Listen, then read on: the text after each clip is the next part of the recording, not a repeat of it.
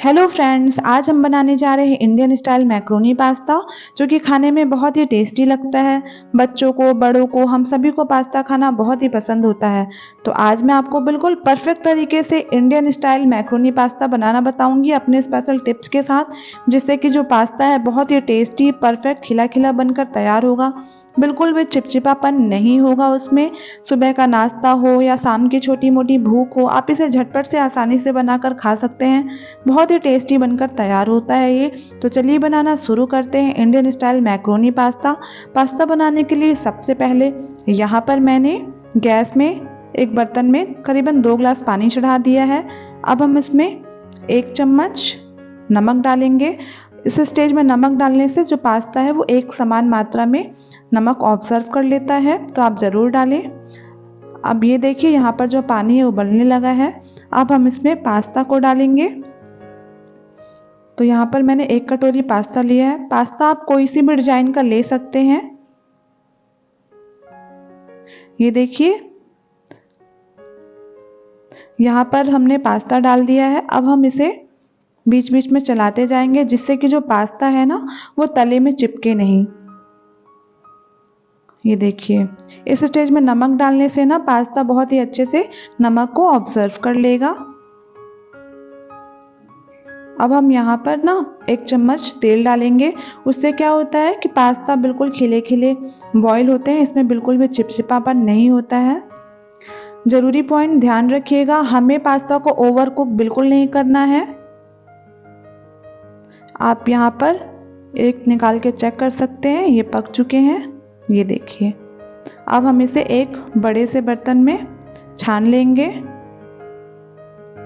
ये देखिए जो हमारे पास्ता है बिल्कुल परफेक्ट बॉईल हुए हैं, बिल्कुल भी चिपचिपापन नहीं है इसमें, बिल्कुल भी ओवर कुक नहीं हुआ है। ये आपको इसी तरीके से पास्ता को बॉईल करना है। अब हम इसमें 1 कटोरी ठंडा मतलब नॉर्मल पानी डाल लेंगे। उससे क्या होता है पास्ता का जो कुकिंग प्रोसेस है ना वो रुक जाएगा। तो ये देखिए इसको अच्छे से मिक्स कर लेंगे। परफेक्ट पास्ता बनाने के लिए ना पास्ता को बहुत ही अच्छे से परफेक्ट बॉईल करना बहुत ज़रूरी है, बिल्कुल भी ओवर कुक नहीं होना चाहिए। अब हम इसमें 1 चम्मच तेल डालेंगे। तेल डालने से क्या होगा ना, जो हमारा पास्ता है उसमें बिल्कुल भी चिपचिपापन नहीं आएगा, बिल्कुल खिले खिले रहेंगे, चिपचिपाहट बिल्कुल नहीं रहेगी। तो यहाँ पर जो हमारे पास्ता है बिल्कुल परफेक्ट बॉईल हो चुके हैं। अब हम मसालों की तैयारी कर लेते हैं। तो यहाँ पर मैंने सबसे पहले कढ़ाई चढ़ाया। इसमें हम करीबन 2 टेबल स्पून तेल डालेंगे। 1 चम्मच इसमें बटर डालेंगे। बटर से पास्ते में बहुत अच्छा फ्लेवर आएगा। अब हम इसमें लहसुन की 7 से 8 कलियों को बारीक कट करके डालेंगे। 1 चम्मच अदरक किसा हुआ डालेंगे। 1 हरी मिर्च डालेंगे। अगर आप बच्चों के लिए बना रहे हो तो आप हरी मिर्च स्किप कर सकते हो या कम या ज़्यादा कर सकते हो। यहाँ पर लहसुन अदरक मिर्च को अच्छे से भून लेंगे। तो यहाँ पर जो हमारे लहसुन अदरक मिर्च सब कुछ अच्छे से भुन चुका है। अब हम इसमें 2 बारीक कटा हुआ प्याज डालेंगे। प्याज को भी हम भून लेंगे।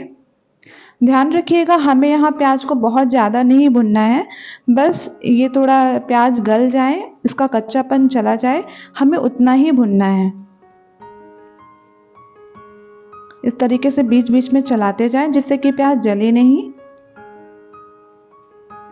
तो ये देखिए यहाँ पर जो हमारा प्याज है वो अच्छे से भुन गया है। अब हम इसमें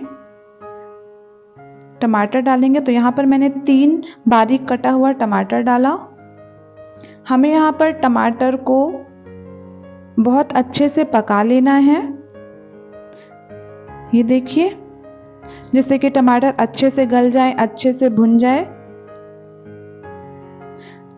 साथ ही साथ हम यहाँ मसाले डाल देंगे। तो यहाँ मैंने 1 चम्मच नमक डाला, 1 चम्मच कश्मीरी लाल मिर्च डाला। इसे हम टमाटर में मिक्स कर लेंगे। ये देखिए इसको अच्छे से मिक्स कर लिया। अब हम यहाँ पर करीबन 2 टेबल स्पून के करीब मैं यहाँ पानी डाल रही हूँ, जिससे कि जो हमारा टमाटर है अच्छे से गल जाए, अच्छे से पक जाए। अब हम इसे ढककर 5 मिनट के लिए पका लेंगे। तो ये करीबन 5 मिनट बाद ये देखिए जो हमारा टमाटर है अच्छे से गल गया है, पक गया है। 2-3 मिनट हम इसे और अच्छे से भून लेंगे। ये देखिए,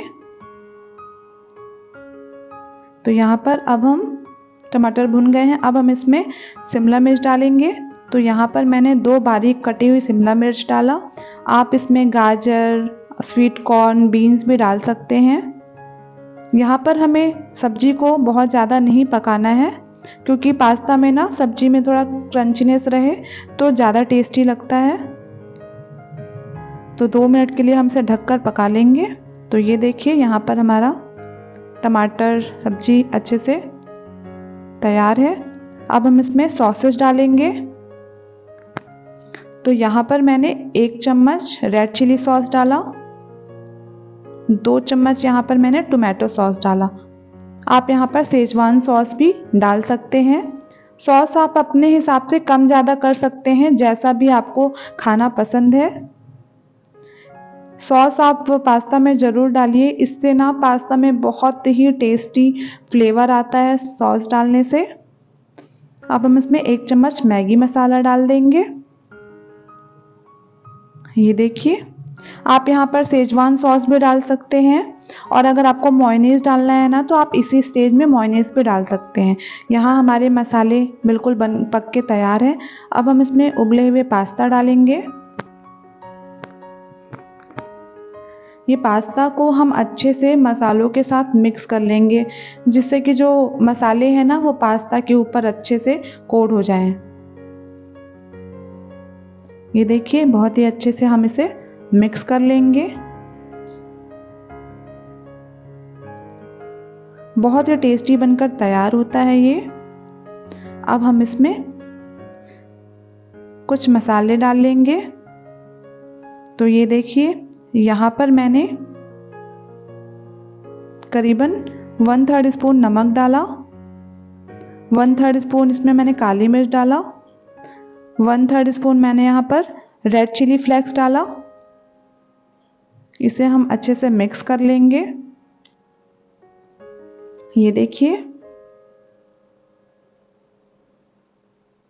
अब हम इसे ढककर करीबन 5 मिनट अच्छे से थोड़ा सा मसाला और पास्ता को कुक हो जाने देंगे। तो करीबन 5 मिनट बाद यहाँ पर जो हमारा पास्ता है बनकर तैयार है। अब हम इसमें बारीक कटा हुआ धनिया पत्ती डालेंगे। धनिया पत्ती से पास्ता में बहुत ही अच्छा फ्लेवर आएगा।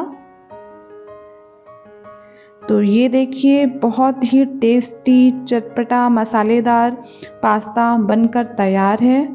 ये बहुत ही टेस्टी बनकर तैयार होता है, बिल्कुल लाजवाब टेस्ट रहता है इसका।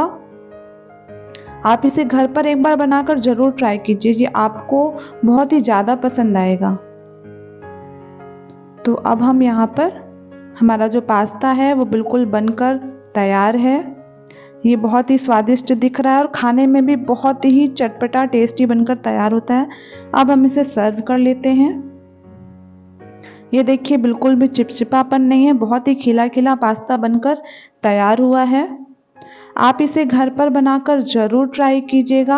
आपको और आपकी फैमिली को ये पास्ता बहुत ही टेस्टी लगेगा, बहुत ही स्वादिष्ट बनकर तैयार होता है। अगर आपको रेसिपी पसंद आए तो लाइक कीजिएगा, शेयर कीजिएगा, सब्सक्राइब कीजिएगा। Thank you so